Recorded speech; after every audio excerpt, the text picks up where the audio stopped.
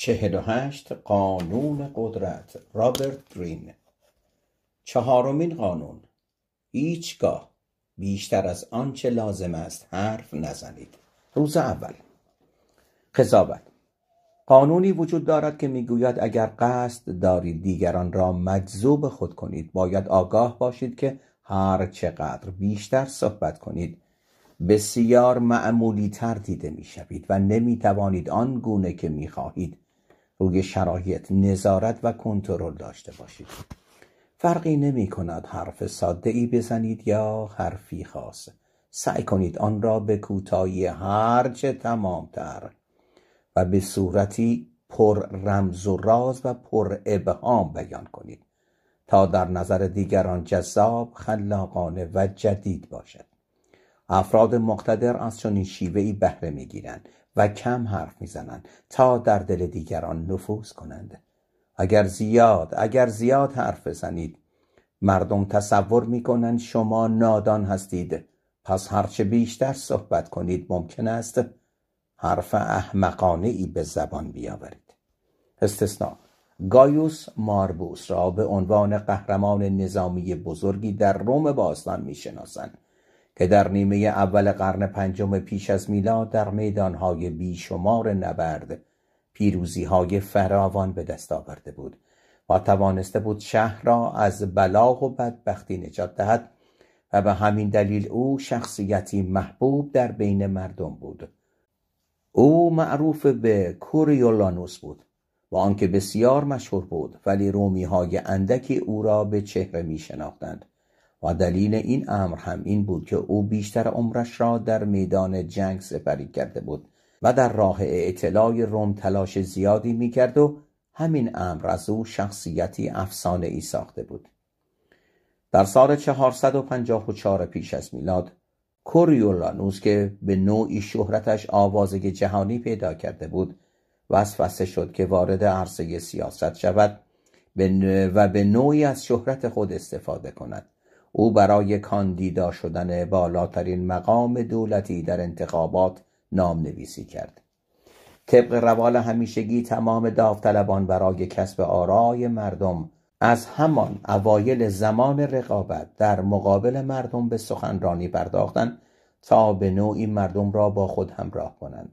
وقتی نوبت به سخنرانی کوریولانوس رسید، او برای آنکه احساسات مردم را برانگیزد و رأی آنها را به دست آورد از زخم‌هایی صحبت کرد که طی 17 سال جنگیدن برای وطنش برداشته بود. او از این زخم‌ها به مثابه یادگاری‌هایی یاد کرده که در راه وطن خود روم بر تنش نشسته بود. او به گونه‌ای غرورآمیز به بیان تراژدی زندگی خود پرداخت و این موضوع اشک حاضران را درآورد و همین موضوع باعث شد که جو به نفع او شود.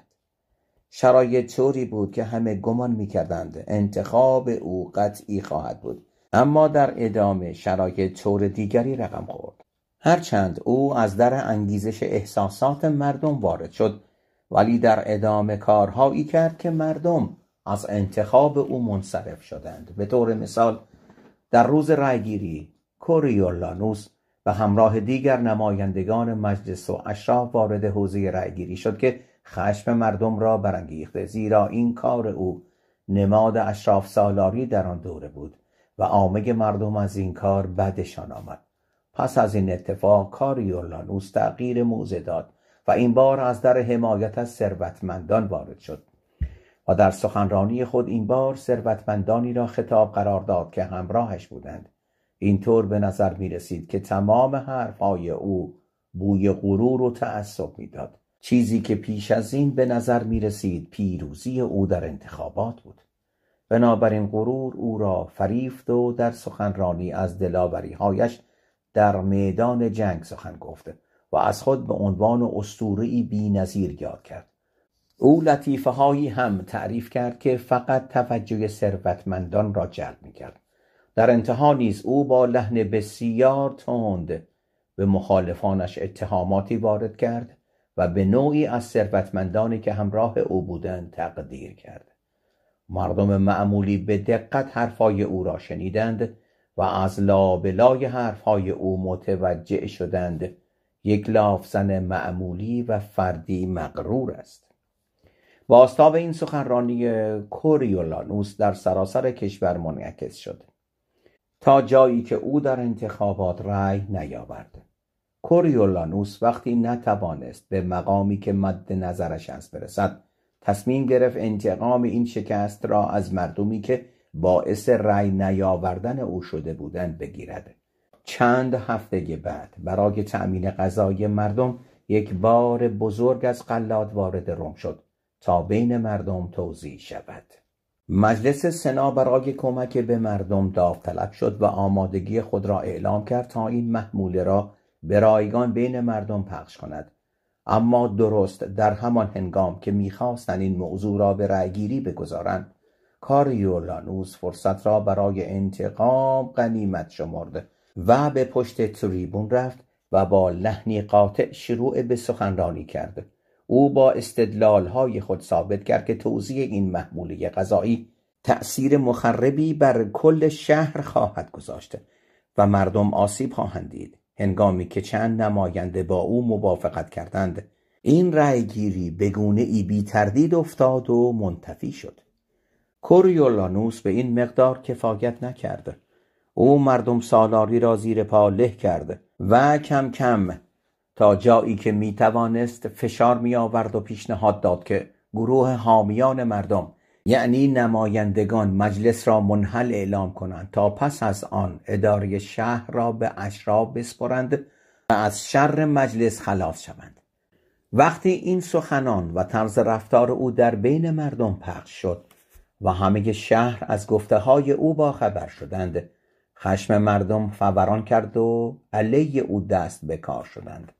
نمایندگان مجلس به صحن سنا رفتند و خواستار عذرخواهی کوریولانوس از مجلس و مردم شدند، چرا که او با گستاخی تمام در مقابل مردم ایستاده بود و هر روز فشار بیشتری به آنها وارد می‌کرد. اما او از این کار سر باز زد و باعث شد تا مردم در شهر شورش بپا کنند.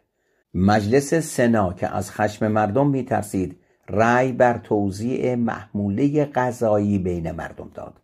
مجلس آرام شد، اما شورش‌ها در شهر ادامه داشت و مردم همچنان خواستار معذرت‌های کوریولانوس بودند. آنها می‌گفتند که او باید از گفته‌های خود علیه مردم ابراز ندامت کند و قول بدهد که چنین اظهار نظرهایی نداشته باشد.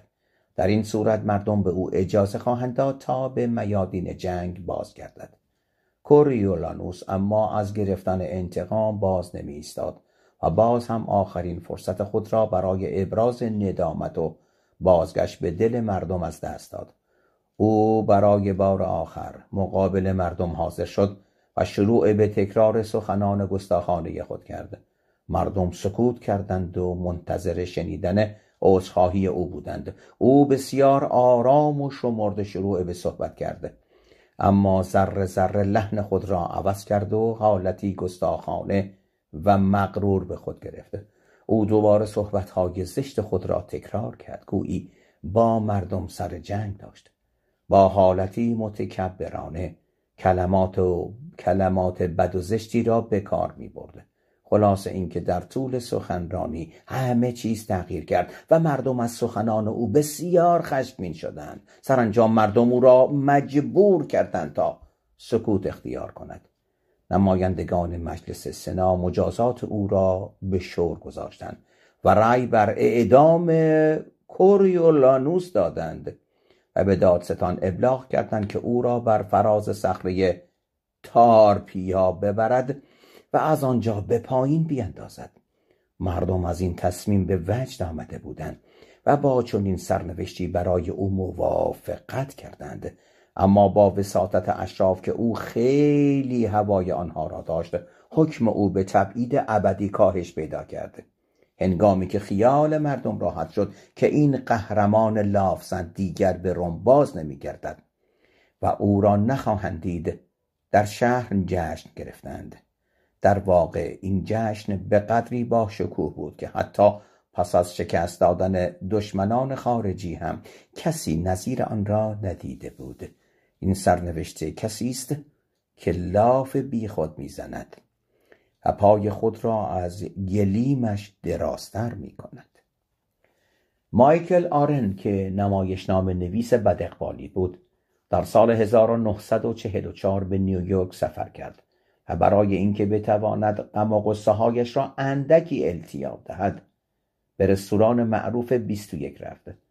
او در رستوران سام گلدن را دید و با هم مشغول صحبت شدند. سام به او توصیه کرد اسب مسابقه بخرد و در این مسابقات شرط بندی کند، اما آلن پول لازم را برای این کار نداشت.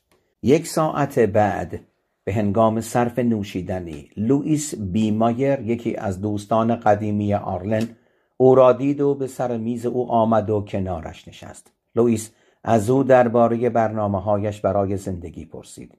آرلن کمی فکر کرد و پاسخ داد: 1 ساعت قبل با سام گلدن آشنا شدم و پیشنهادی به من داد. مایر صحبت او را قطع کرد و نگذاشت که حرفش تمام شود و به او گفت: چقدر به تو پیشنهاد کرد؟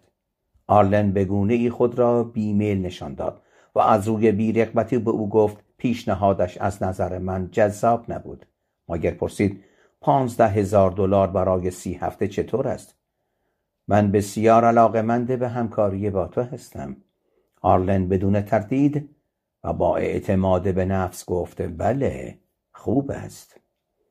از کتاب کوچک حکایت‌ها، انتشارات کلینتون فادیمان، 1985. عجب. گزارشی از کیسینجر.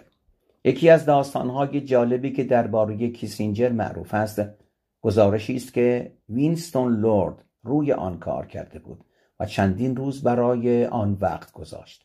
اما وقتی او آن را به کیسینجر تحویل داد، کیسینجر همان گزارش را به همراه یک یادداشت به او بازگرداند. یادداشت او این بود: آیا این گزارش بهترین گزارشی است که میتوانی آن را تهیه کنی و بنویسی؟ لورد دوباره آن گزارش را به صورت کامل خواند و بررسی کرد و در آن اصلاحاتی انجام داد. در واقع سعی زیادی کرد تا آن را مجدداً بازنویسی کند. سرانجام گزارش ویرایش شده را ارائه کرد و کیسینجر دوباره همان سوال را روی گزارش او نوشته. وقتی لورد برای بار سوم همان یادداشت را از کیسینجر دریافت کرد، بسیار عصبانی شد و با ناراحتی تمام گفت: لعنت به این کار! این بهترین کار من است و دیگر بهتر از این محال است که انجام شود. کیسینجر در پاسخ به او گفت: پس این بار میتوانم گزارشت را بخوانم. کیسینجر، والتر ایزاکسون، 1992. تفسیر این ماجرا: قبل از آن که کاریولانوس پا به دنیای سیاست بگذارد، از خوشنامی، ابهت و شکوه خاصی برخوردار بود و موفقیت‌هایش در میدان جنگ باعث شده بود نام او به عنوان یک اسطوره مشهور شود. شهروندان اطلاعات زیادی درباره او نداشتند و این باعث شده بود که داستان‌های بسیاری برای او بسازند. او به معنای واقعی یک اسطوره بود. اما با تمام این مزیت‌ها، هنگامی که برای سخنرانی در مقابل خیل عظیم جمعیت قرار گرفت، تمام این تصورات خوب از بین رفت. او مثل یک سرباز معمولی به مردم فخر فروشی و توهین کرد و سخنان ناروا به زبان آورد. حتی تهمت ناروا زد و جوری به مردم نشان داد که از جانب آنها احساس ناامنی و خطر می کند. مردم می‌خواستند قهرمانشان را باور کنند، اما تصویر واقعی او با تصویر افسانه‌ای بسیار فرق می‌کرد. برعکس آنها به شدت از او ناامید شدند. کوریولانوس چهره یک انسان معمولی را پیدا کرده بود و هرچه بیشتر صحبت می‌کرد بیچاره‌تر به نظر می‌رسید. این طبیعی است. کسی که اختیار زبانش را نداشته باشد شایسته احترام نیست. کسی که اختیار زبانش را نداشته باشد شایسته احترام نیست. اگر او کمتر حرف می‌زد، هرگز مردم از دستش ناراحت نمی‌شدند و نمی‌توانستند به افکار او پی ببرند. او هم اقتدارش را حفظ می‌کرد و می‌توانست پیروز انتخابات باشد و به اهداف شوم خود برسد. اما زبانش مثل اژدهایی است که کمتر کسی قدرت کنترل آن را دارد.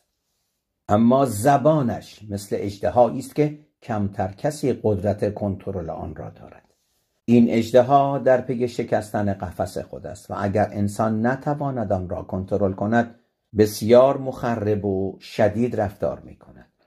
قدرت هرگز نصیب کسی نمی شود که زبانش در اختیارش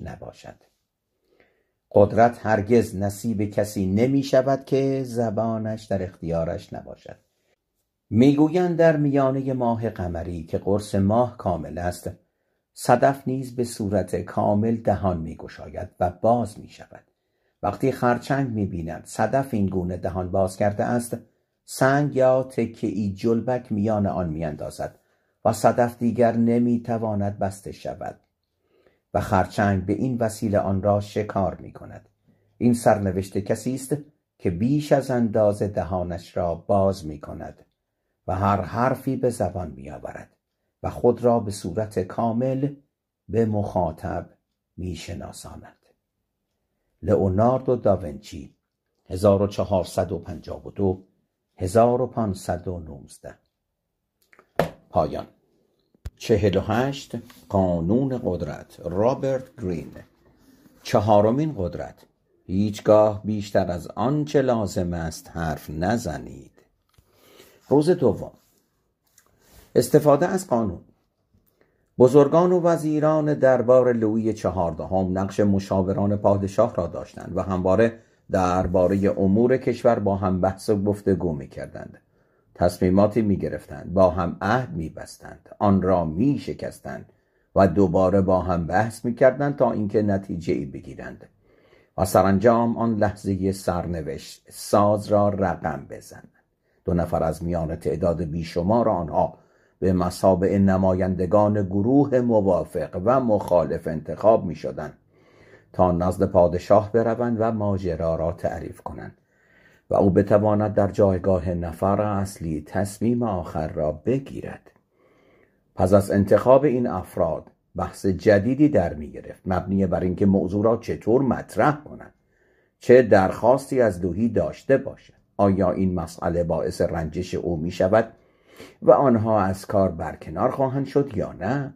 نمایندگان در چه زمانی از روز و در کدام تالار نزد او بروند که مناسب باشد؟ چهره آنها چگونه باشد و چگونه رفتار کنند؟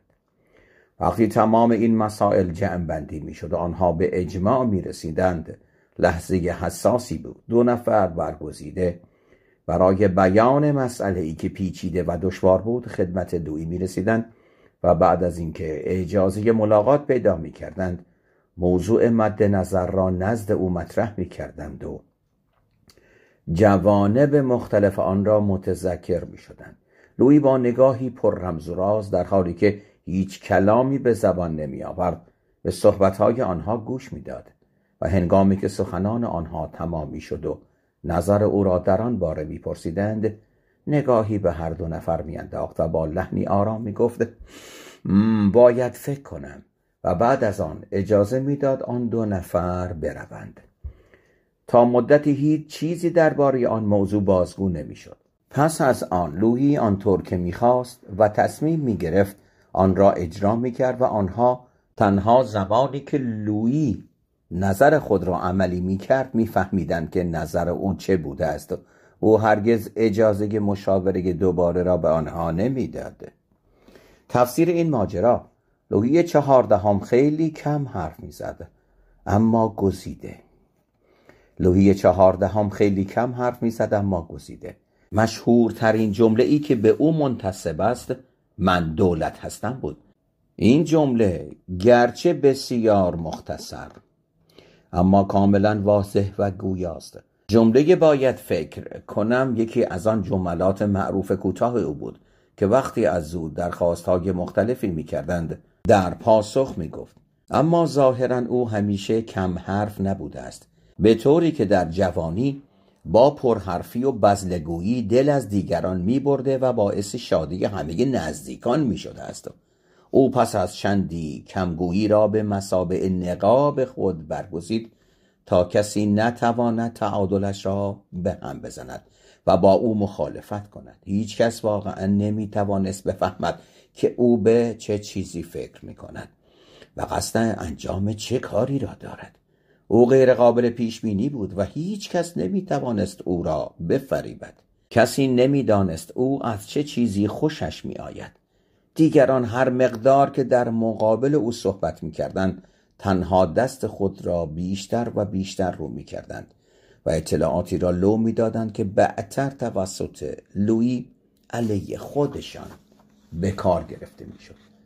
سکوت لویی باعث میشد تا دیگران از او بترسند و تحت امر او باشند. این یکی از اصول اساسی بود که او برای فرمان روایی برگزیده بود. سنت سایمون در این باره نوشته است: هیچ کسی در طول تاریخ به اندازه لویی نمیدانست که واژه‌ها، لبخند و حتی نگاه خود را میتواند به دیگران بفروشد و مردم را مجذوب خود کند. همه وجود شخصیت او قابل ستایش بود. او متفاوت بود و با سخنرانی‌های کوتاهش عظمت خود را 2 برابر کرده بود. برای یک وزیر گفتن کلام ساده‌لوحانه از انجام دادن کارهای ساده‌لوحانه گرانتر تمام می شود، زیرا دست خود را رو می کند. کاردینال دورنتس 1613-1679. لویی 14 فرمانروای بسیار زیرک و دوراندیشی بود. او برای امنیت کشور برنامه‌های بسیاری ترتیب می‌داد. با وزیران خود در جلسات شورا شرکت می‌کرد، اما تا هنگامی که تصمیم خود را به صورت کامل نمی‌گرفت و در آن باره فکر نمی‌کرد، هیچ کس از نظر او آگاه نمی‌شد. باید او را می‌دیدید تا مفهوم این سخنان را درک کنید. با آن کلام پر ابهام و آن حالت روباه مانند چشمانش درباره مسائل دولتی فقط با وزیرانی که در جلسه شورا شرکت می‌کردند صحبت می‌کرد و در همان موقعی که آنها را مورد خطاب قرار می‌داد وظایف و امتیازاتشان را به آنها گوش زد می‌کرد. حتی ساده ترین حرف‌هایش را نیز با تدبیر و فکر می‌گفت. لوئیس برتراند 1928. راه‌های قدرتمند بودن. قدرت را از هر زاویه‌ای نگاه کنیم بازی فریب دادن و تظاهر است. هنگامی که کمگویی را برمی‌گزینیم بسیار مقتدرتر از آنچه هستید به نظر می‌رسید. سکوت شما را به موجودی غیر قابل پیش‌بینی تبدیل می‌کند. انسان‌ها همیشه به دنبال قضاوت و توصیف کردن دیگران برای خودشان هستند. آنها می‌خواهند بدانند در فکر شما چه می‌گذرد و اگر حواس شما به آنچه به زبان می‌آورید باشد، آنها هرگز نمی‌توانند به هدف خیش برسند و به هدف شما بتازند. پس یادتان باشد جمله‌های کوتاه و سکوت باعث می‌شود دیگران حالت تدافعی نسبت به شما بگیرند. بنابراین شما آنها را وادار کنید تا حرفهایی بزنند که اطلاعات بسیار با ارزشی از آن به دست شما می‌افتد و شما نقاط ضعف آنها را در دست خود می‌گیرید. وقتی آنها از نزد شما می‌روند احساس می‌کنند که خیلی مسائل را پیش شما افشا کرده‌اند. آنها در خلوتشان به تک تک حرفهایی که نزد شما زده‌اند به صورت دقیق فکر می‌کنند. دقت کنید، این همه توجه خاص از طرف دیگران نسبت به شما باعث قدرت گرفتن شما می‌شود. کمگویی فقط در میان پادشاهان، درباریان و سیاستمداران دیده نمی‌شود. هر چقدر که در طول زندگی روزمره و روابط کاریتان کمتر حرف بزنید، عمیق‌تر و خاص‌تر در نظر دیگران جلوه می‌کنید. اندی راهول طی دوران جوانی خود به همه متذکر شد که نمی‌توانند افراد را با زیادگویی به انجام کاری توجیه کنند که مطابق میلشان نیست. آنها نسبت به شما جبهه خواهند گرفت و حالت تدافعی می‌گیرند. خواسته هایتان را از بین خواهند برد و به شکلی بسیار بد از خواسته های شما تمرد خواهند کرد. راهول به یکی از دوستانش گفته بود: من فهمیدم که انسانی با دهان بسته بسیار قدرتمندتر از هر کس دیگری است. پس او سعی کرد که این سیاست را در سراسر زندگی خود به کار گیرد تا به موفقیت برسد. تمام سخنرانی‌های او یک سمینار ادبی بود. او جمله‌ای نامفهوم و گیج کننده می‌گفت و باعث می‌شد تا شنوندگان برای فهمیدن کلماتش دچار مشکل شوند و گمان کنند که پشت این جملات خاص که اغلب هیچ معنایی نداشتند دانشی شگفت و پر عمق جای گرفته است. اگر زیردستی حرف اشتباهی بزند، آن حرف بسیار بیشتر از عمل اشتباه او در ذهن میماند. ملکه الیزابت اول به یکی از نزدیکان خود به نام رابرت دروکس بسیار بها میداد. او یک بار به ملکه الیزابت گفت که شرایط کشور به مانند هیکل او مناسب نیست. این جمله اشتباه او جانش را به خطر انداخت و او را از هستی ثابت کرد. اگر او شورشی بزرگ به پا می‌کرد، شاید چون این مجازاتی برایش تعیین نمی‌شد، اما حرف ناپخته او به قیمت جانش تمام شد. سر والتر رالی 1554 1618. راهول وقتی صحبت از کار بود لحنی پرقدرت می‌گرفت و با ابهت حرف می‌زد و مخاطبانش را ترغیب می‌کرد به دنبال فهمیدن حرف‌هایش بروند. او همیشه می‌گفت که این روش را از استاد بزرگ معماری و نقاشی مارسل دوشان، هنرمند فرانسوی قرن 20 آموخته و به کار گرفته است. مارسل از همان اوایل دریافته بود که هرچه کمتر در مورد کارش به اظهار نظر بپردازد، دیگران بیشتر درباره او و کارهایش صحبت می‌کنند و منتظر اظهار نظر او می‌مانند و وقتی مردم در مورد کارهایش صحبت کنند، آن کار خود به خود با ارزش و خاص می‌شود.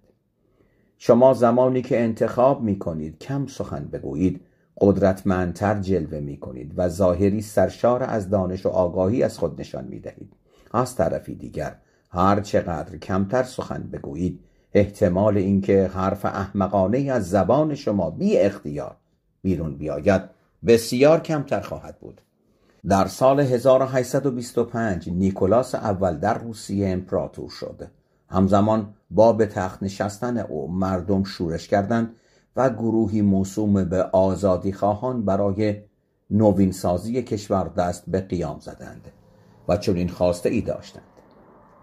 هدف این شورش هماهنگ کردن صنایع و ساختار شهری روسیه با دیگر ممالک اروپایی بود تا به پیشرفتی مشابه آنها دست پیدا کنند. طی سرکوبی که در تاریخ روسیه به شورش ماه دسامبر مشهور است، نیکولاس اول با بیرحمی تمام شورشیان را قلع و قم کرد و دستور اعدام یکی از رهبران آنها به نام کاندیداتی رایلی را داد. روزی که قرار بود او را اعدام کنند، هنگامی که طناب دار به دور گردن رایلی انداخته شد، او آماده مرگ بود، اما همین که دریچه زیر پای او باز شد، طناب پاره شد و او روی زمین افتاد.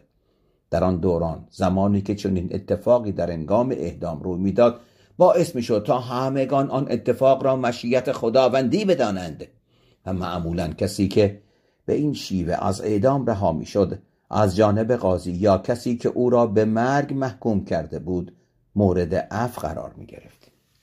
هنگامی که رایلی از جای خود برخاست و خود را زنده یافت، رو به مردم کرد و گفت: به من نگاه کنید، حتی در روسیه نمی توانند اعدام یک مجرم را به درستی انجام دهند. آنها حتی قادر نیستند یک طناب دار بسازند. یک نفر از خبرچینان این خبر را به سرعت برای نیکولاس برد. نیکولاس در حالی که خشمگین بود نامه عفو رایلی را نوشت و هنوز امضای آن را نزده بود که یکی از خبرچینان گفت: رایلی پس از بلند شدن گفت که حتی در روسیه قدرت ساخت یک طناب دار وجود ندارد. وقتی پادشاه این جمله را شنید از کوره در رفت و گفت: پس من به او اثبات می کنم که اشتباه کرده است. برای همین نامه عفوی که نوشته بود را پاره کرد و سپس دستور اعدام مجدد وی را داد. در روز بعد حکم اعدام رایلی اجرا شد و این بار دیگر طناب دار محکم بود و رایلی جان خود را از دست داد. درس عبرت: وقتی کلمات از دهان شما بیرون می آیند و بر زبان شما جاری می شوند، دیگر نمیتوان آنها را به جایی که بودند برگرداند. یک بار دیگر درس عبرت: وقتی کلمات از دهان شما بیرون می آیند و بر زبان شما جاری می شوند، دیگر نمیتوان آنها را به جایی که بودند برگرداند. کلمات شما باید در کنترل شما باشند و شما با کمگویی ریسمان آنها را به دست بگیرید. مخصوصا شما باید متوجه جملات کنایه آمیزتان باشید. این درست است که جملات زهردار باعث رضایت انسان می شود، اما ممکن است برای او گران تمام شود و عواقبی به همراه داشته باشد که فکرش را هم نمی کنید. در ذهن خود تجسم کنید کاهن معبد دلفی. مردم معمولی از کاهن معبد مشورت می‌خواستند و زمانی که او به مردم مشورت می‌داد تنها چند کلمه پر ابهام که به ظاهر بسیار معنادار و شاخص بود را در پاسخ آنها بیان می‌کرد. مردم به حرفهای او عمل می‌کردند و سرکشی نمی‌کردند. کاهنان در طول مدت زندگی و حتی بعد از مرگ هم اقتدار زیادی داشتند و در نظر مردم صاحب منصب بودند. پند حکیمانه: هرگز پیش از آن که افراد زیر دستتان حرفی بزنند شما سخنی بر زبان نیاورید. اگر زبان به دهان بگیرید و سکوت کنید، دیگران زودتر به حرف می آیند. وقتی آنها حرف بزنند شما بسیار ساده تر می توانید به هدفی که دارند پی ببرید. اگر پادشاه اسرارآمیز نباشد و اهدافش را پنهان نکند، وزیران این قدرت را پیدا می کنند تا به درجات والاتری برسند و از قدرت او بکاهند. هان فیزی، فیلسوف چینی، قرن سوم پیش از میلاد. استثناء: با همه این تفاسیر گاهی زمانهایی هست که دیگر نباید سکوت کنید. این درست همان زمانی است که اگر شما سکوت کنید باعث شک و دودلی و عدم امنیت در مقامات بالا دستتان می شود. حرفهای نامفهوم و پر از ابهام ممکن است معناهای زیادی به دنبال داشته باشد که اصلاً منظور شما نبوده است.